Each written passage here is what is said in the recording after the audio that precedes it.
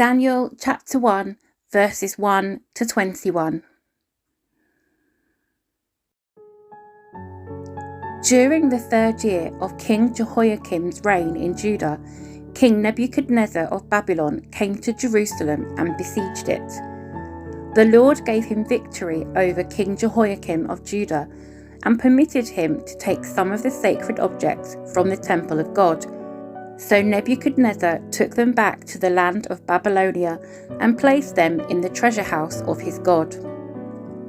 Then the king ordered Ashpenaz, his chief of staff, to bring to the palace some of the young men of Judah's royal family and other noble families who had been brought to Babylon as captives.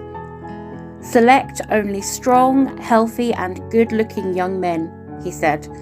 Make sure they are well versed in every branch of learning, are gifted with knowledge and good judgment, and are suited to serve in the royal palace. Train these young men in the language and literature of Babylon.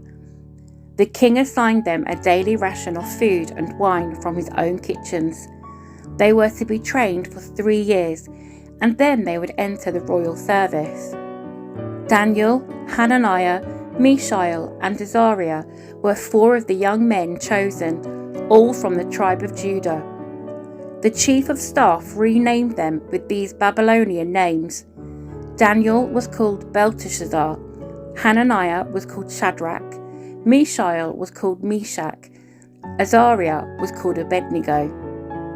But Daniel was determined not to defile himself by eating the food and wine given to them by the king.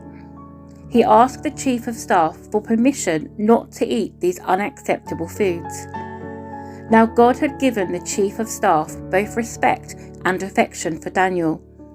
But he responded, I am afraid of my lord the king, who has ordered that you eat this food and wine.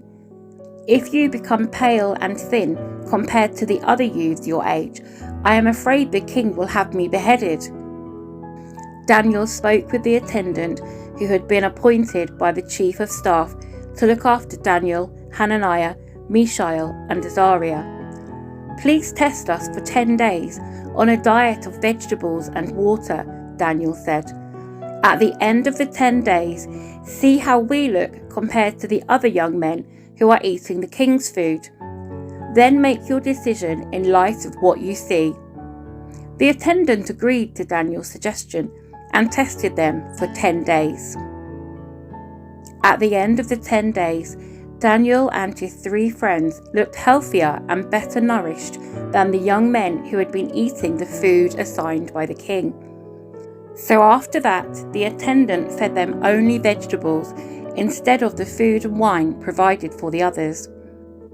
God gave these 4 young men an unusual aptitude for understanding every aspect of literature and wisdom, and God gave Daniel the special ability to interpret the meanings of visions and dreams.